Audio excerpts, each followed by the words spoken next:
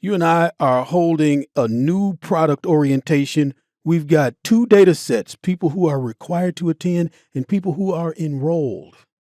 Now, we want to find out who is required and not enrolled.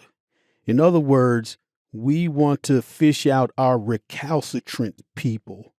Recalcitrant meaning having an obstinately uncooperative attitude toward authority or discipline. See, they're ornery. All right, who are our ornery people? We're going to do a left anti-join. The left anti-join means we're going to put our required people on the left side, and we want everybody who does not have a match from the right or enrolled side. Okay, let's do it. Cursor in the data set. Data from table/range.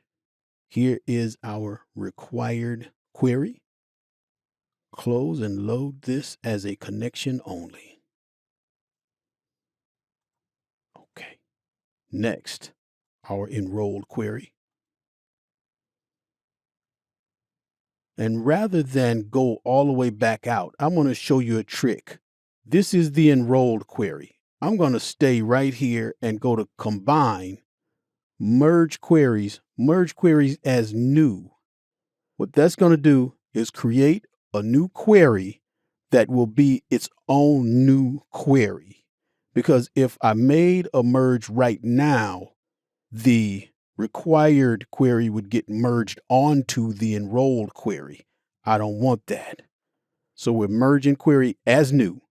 I want required up top, enrolled on the bottom, name, name. We're going to do a left anti-join. And okay. Since we're doing a left anti-join, what do you think is going to be in the enrolled table when we expand it? Nothing, because we're looking for people on the left side who don't have matches on the right side. Let's check that out. Expand it. Don't want to use that. Okay. Right.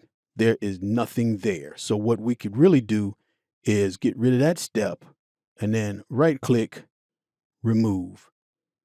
These are the 5 ornery people. Let's close and load.